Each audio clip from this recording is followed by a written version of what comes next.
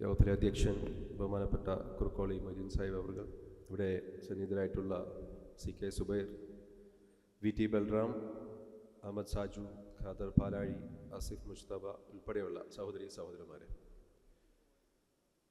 രണ്ട് കാര്യങ്ങൾ കൊണ്ട് മനസ്സിന് ഏറ്റവും സന്തോഷം തോന്നുന്ന ഒരു വേദിയിലാണ് ഞാനിപ്പോൾ. ഒന്നാമത്തെ കാര്യം, നമുക്ക് എല്ലാവർക്കും സന്തോഷം നൽകുന്ന CHൻ്റെ നാമധേയത്തിലുള്ള ഈ കോൺഫറൻസ് എന്നുള്ളത്. രണ്ടാമത്തെ കാര്യം എന്ന് പറയുന്നത് ഭരണഘടനയും ഭരണഘടനാ സംരക്ഷണവുമാണ് ഈ പറയുന്ന സെമിനാറിൻ്റെ തീം എന്നുള്ളത്.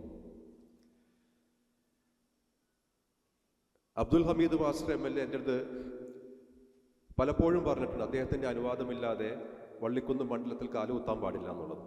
പക്ഷെ അനുവാദം ചോദിക്കാതെ ഇന്ന് വരാനുള്ള ധൈര്യം കിട്ടിയതിൻ്റെ കാരണമെന്ന് പറയുന്നത് CHൻ്റെ സെമിനാറും അതേപോലെ തന്നെ ഭരണഘടനാ സംരക്ഷണത്തിൻ്റെതായിട്ടുള്ള ചർച്ചകൾക്കുമായിട്ട് വരുമ്പോൾ ഹമീദ് മാഷ് വളരെ സന്തോഷത്തോടുകൂടി സ്വാഗതം ചെയ്യുമെന്നുള്ള ഒരു തോന്നലുണ്ടായതുകൊണ്ട് തന്നെയാണ്.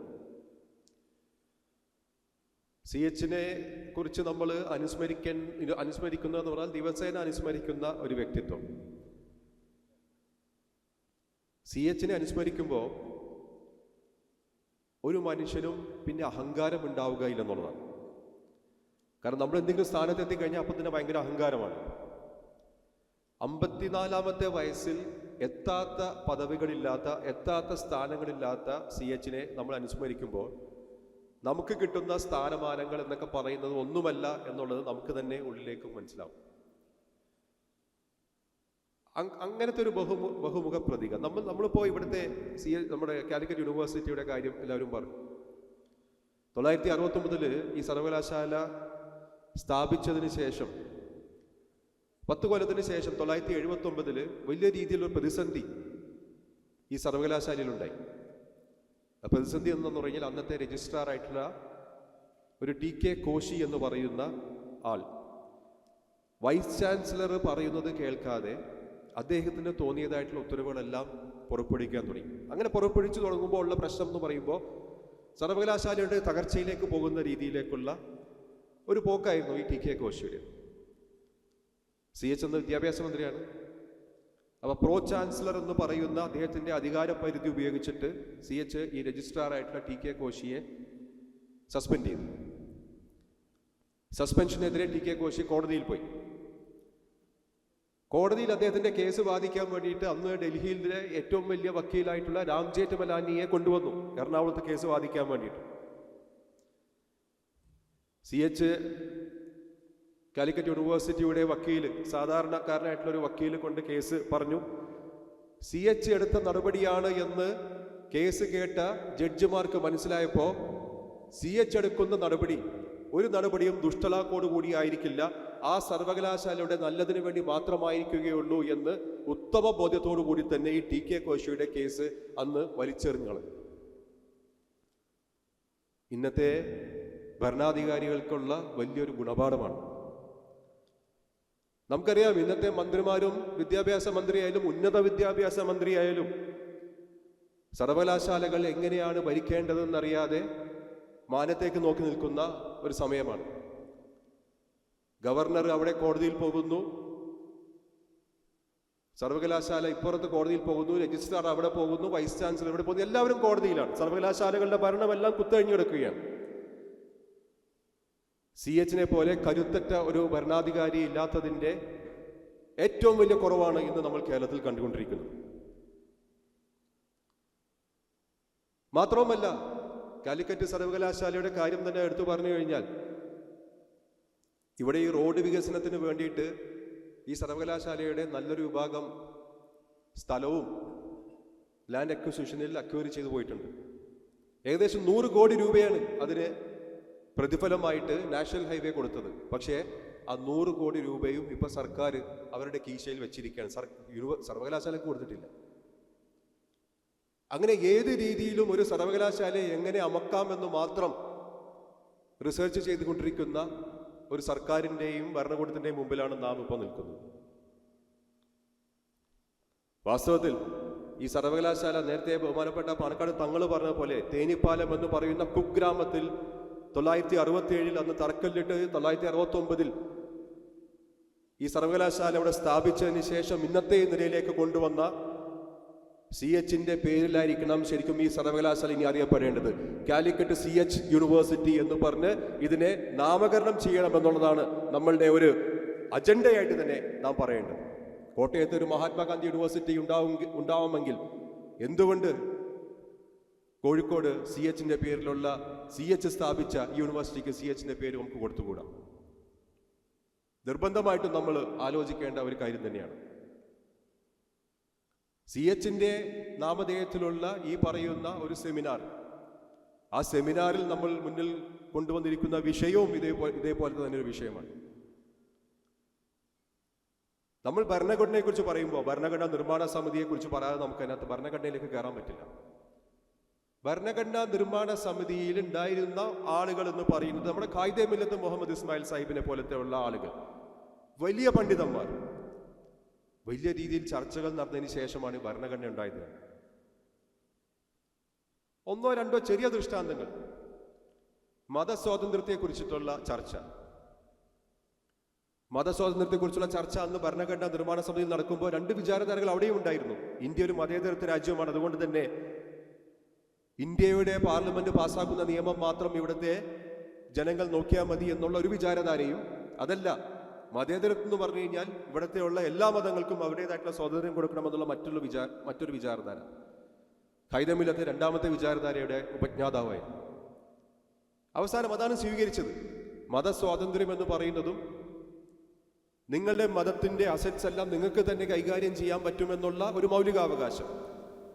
അതെല്ലാം നമ്മളിങ്ങനെ പറഞ്ഞു കഴിഞ്ഞ് വരുമ്പോൾ കഴിഞ്ഞ 11 കൊല്ലമായിട്ടുള്ള നിയമനിർമ്മാണം നോക്കിക്കഴിഞ്ഞാൽ നമുക്ക് മനസ്സിലാകും എങ്ങനെയാണ് ഈ നമ്മളുടെ ഭരണഘടനയെ അട്ടിമറിക്കപ്പെടുന്നത്. ഒറ്റ ഒരു ഉദാഹരണം എന്ന് പറയുന്നത് വഖഫാണ്.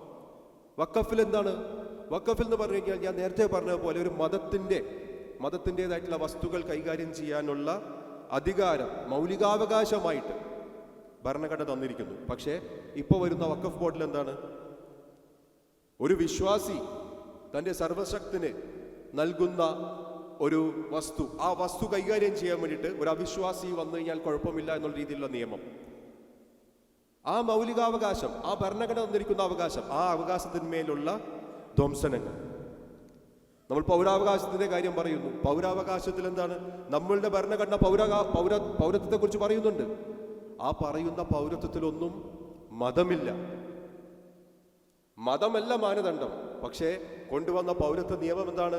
2019 കൊണ്ടുവന്ന പൗരത്വ നിയമം എന്താണ്? മതം മാനദണ്ഡമാക്കിയിട്ടാണ്. അഭയാർത്ഥികൾക്ക് ഞങ്ങൾ പൗരത്വം നൽകാം, പക്ഷേ അഭയാർത്ഥികൾ എന്ന് പറയുന്നത് ഹൈന്ദവ അഭയാർത്ഥിയാകണം, ക്രൈസ്തവ അഭയാർത്ഥിയാകണം, സിഖ് അഭയാർത്ഥിയാകണം, ജൈനനാകണം, ബുദ്ധനാകണം, പാർസിയാകണം. മുസ്ലിം എന്ന് പറയുന്ന അഭയാർത്ഥിയാകാൻ പാടില്ല. മാനദണ്ഡം എന്താണ്? മതം. പൗരത്വത്തിന് മാനദണ്ഡം മതമാക്കി കൊണ്ടുവന്നു. അപ്പൊ അങ്ങനെ ഓരോ മേഖലയിലും ഇതുപോലെ ധ്വംസനങ്ങൾ നടന്നുകൊണ്ടിരിക്കുകയാണ്. ഇപ്പൊ ഐ ലവ് മുഹമ്മദ്, ഞാൻ മുഹമ്മദിനെ സ്നേഹിക്കുന്നു എന്ന് നബിദിനാഘോഷത്തിന്റെ ഭാഗമായിട്ട് ഉത്തർപ്രദേശിലെ കാൺപൂരിലെ തന്റെ വീടിന്റെ മുമ്പിൽ വെറുതെ എഴുതി വെച്ചിരുന്ന ഒരാളുടെ മേലേക്ക് FIR എടുത്തിരിക്കുകയാണ്, കേസ് എടുത്തിരിക്കുകയാണ്. എന്തിനാണ്? ഐ ലവ് മുഹമ്മദ് എന്ന് ഞാൻ എഴുതി വെച്ചു. നബിദിനാഘോഷത്തിന്റെ ഭാഗമായിട്ട് തന്റെ വീടിന്റെ ചുമരിൽ എഴുതി വെച്ചിട്ടുള്ളൂ ഐ ലവ് മുഹമ്മദ് എന്ന്. അതിന്റെ പേരിൽ FIR എടുത്തിരിക്കുകയാണ്. ഉത്തർപ്രദേശിലെ കാൺപൂർ. ഉത്തർപ്രദേശ് ആരാ ഭരിക്കുന്നത്? ഉത്തർപ്രദേശ് ഭരിക്കുന്ന ആളുടെ പേരാണ് യോഗി ആദിത്യനാഥ്. അങ്ങനെ FIR എടുത്ത യോഗി ആദിത്യനാഥ് കൊടുത്ത അദ്ദേഹത്തിനെയാണ് ഇവിടെ ക്ഷണിച്ചത്. കഴിഞ്ഞ ദിവസം നമ്മൾ കണ്ടതാണ്. ശബരിമലയിൽ ക്ഷണിച്ചത് അദ്ദേഹത്തെയാണ്. അദ്ദേഹത്തിന് വരാൻ പറ്റാത്തത് കൊണ്ട് അദ്ദേഹത്തിന്റെ സന്ദേശമാണ് അവിടെ നമ്മളുടെ ദേവസ്വം മന്ത്രി വായിച്ചത്. വളരെ അഭിമാനപൂർവ്വം വായിച്ചു. അതേ സമ്മേളനത്തിലാണ് നമ്മുടെ മുഖ്യമന്ത്രി പോയ പല്ലക്കിൽ, ആ പല്ലക്കിൽ മറ്റൊരാളെയും കൂടി അത് പ്രതിഷ്ഠിച്ചിട്ട് ചുമലിൽ കയറ്റി കൊണ്ടുപോയത്. ആ ആള് പറഞ്ഞുകൊണ്ടിരിക്കുന്ന അല്ലെങ്കിൽ തുപ്പിക്കൊണ്ടിരിക്കുന്ന വർഗീയ വിഷയങ്ങളെല്ലാം നമ്മൾ കേട്ടുകൊണ്ടിരിക്കുകയാണ്. ഇപ്പൊ നമ്മുടെ ഭരണഘടന നമുക്ക് തന്നിട്ടുണ്ട്. നമുക്ക് എന്ത് പറയാനുള്ള സ്വാതന്ത്ര്യം പറയുന്നുണ്ട്. Freedom of speech and expression എന്ന് പറയുന്നതാണ്.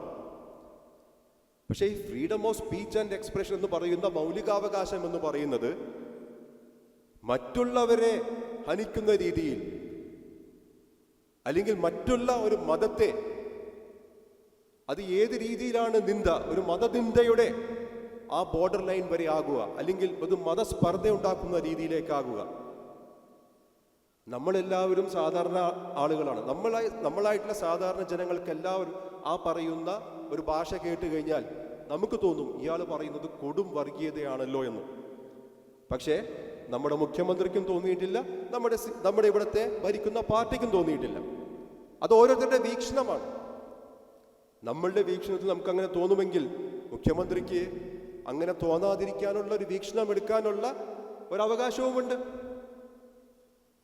പക്ഷെ നമ്മൾ പോയിക്കൊണ്ടിരിക്കുന്ന ഒരു പ്രത്യേക മേഖലയുണ്ട്. അതായത് കേന്ദ്ര സർക്കാരും കേന്ദ്രം ഭരിക്കുന്ന പാർട്ടിയും കാണിച്ചു തന്നിരിക്കുന്ന ഒരു പ്രത്യേക നയം, ആ നയവും കേരളത്തിലേക്ക് കൊണ്ടുവരികയാണോ എന്ന് സംശയിക്കേണ്ടിയിരിക്കുന്ന ഒരിടത്തിലേക്കാണ് നമ്മളുടെ പോക്ക് എന്ന് പറയുന്നത്.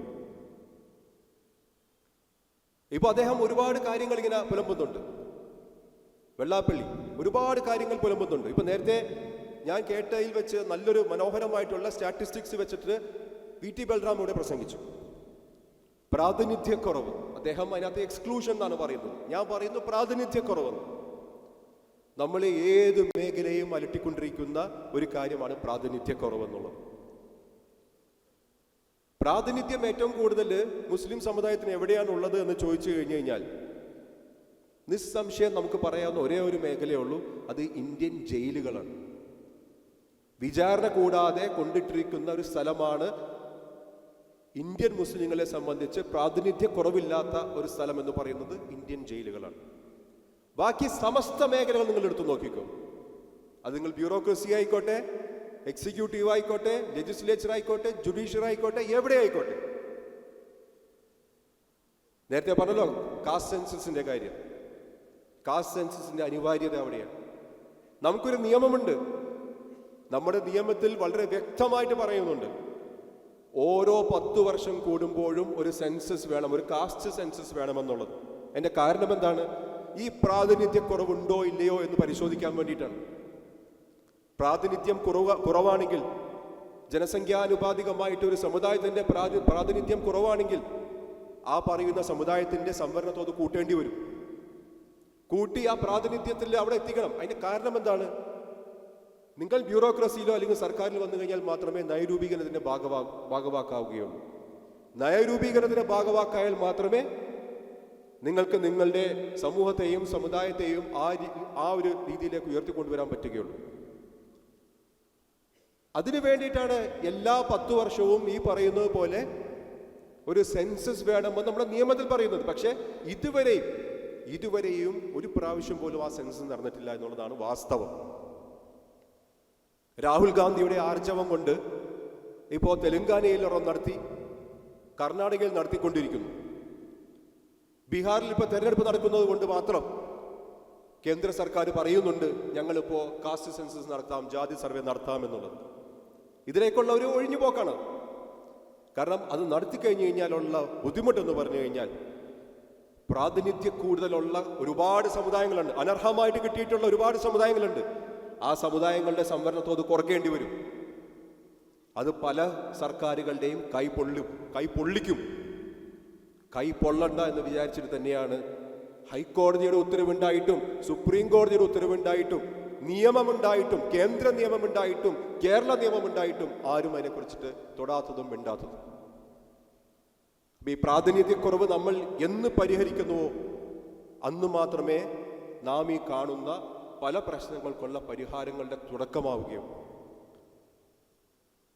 ഇപ്പോ വോട്ടിനെ കുറിച്ചിട്ടുള്ള പല ചർച്ചകൾ, സ്പെഷ്യൽ ഇന്റൻസീവ് റിവിഷൻ എന്ന് പറയുന്ന, ഇപ്പൊ എല്ലാവർക്കും മനസ്സിലായി ഇലക്ഷൻ രാഷ്ട്രീയത്തിൽ ജയിക്കണമെങ്കിൽ എന്ത് ചെയ്യണമെന്നുള്ള എല്ലാവർക്കും മനസ്സിലായി. ഇവിടെ പണ്ട് CPM ഒക്കെ ചെയ്തുകൊണ്ടിരുന്ന സംഗതി തന്നെയാണ് ഇപ്പോൾ വലിയ ഇൻസ്റ്റിറ്റ്യൂഷണലൈസ്ഡ് ആയിട്ട് ഇപ്പോൾ BJP ചെയ്തുകൊണ്ടിരിക്കുന്നത്. അത് വോട്ടേഴ്സ് ലിസ്റ്റിലെ ഒരു ചെറിയ രീതിയിലുള്ള മാനിപ്പുലേഷൻ ഉണ്ടായിക്കഴിഞ്ഞാൽ തന്നെ നമ്മൾ 80% നമ്മളുടെ തെരഞ്ഞെടുപ്പ് ജയിച്ചു എന്നുള്ളത്. 65 ലക്ഷം ആളുകളാണ് ബീഹാറിൽ നിന്ന് പുറന്തള്ളിയത്. അപ്പൊ വോട്ടേഴ്സ് ലിസ്റ്റ് പോലും നമ്മൾക്ക് വിശ്വസിക്കാൻ പറ്റാത്ത രീതിയിലേക്ക് മാറുന്നു. അല്ലെങ്കിൽ തെരഞ്ഞെടുപ്പ് കമ്മീഷൻ എന്ന് പറയുന്ന ഭരണഘടനാ സ്ഥാപനം പോലും ഒരു റഫറിയുടെ റോൾ കളിക്കാതെ ഒരു കളിക്കാരന്റെ പക്ഷത്ത് ആയിക്കഴിഞ്ഞാലുള്ള ഒരു സ്ഥിതിവിശേഷം എന്ന് പറഞ്ഞു കഴിഞ്ഞാൽ അത് നമ്മുടെ ജനാധിപത്യത്തിന് ഒട്ടും ഭൂഷണമല്ല, നമ്മുടെ ഭരണഘടനയ്ക്ക് ശരിക്കും പറഞ്ഞാൽ വലിയൊരു ഭീഷണി തന്നെയാണ്. ഞാൻ നിർത്തുകയാണ്. CH പറഞ്ഞ ഒരു വാക്ക് എൻ്റെ പിതാവ് ഇടയ്ക്കിടയ്ക്ക് എന്നെ ഓർമ്മിപ്പിക്കാറുള്ളൊരു വാക്കാണ്. CHനോട് ഒരു മീറ്റിങ്ങിൽ ഒരാൾ ചോദിച്ചെന്നാണ് പറയുന്നത്.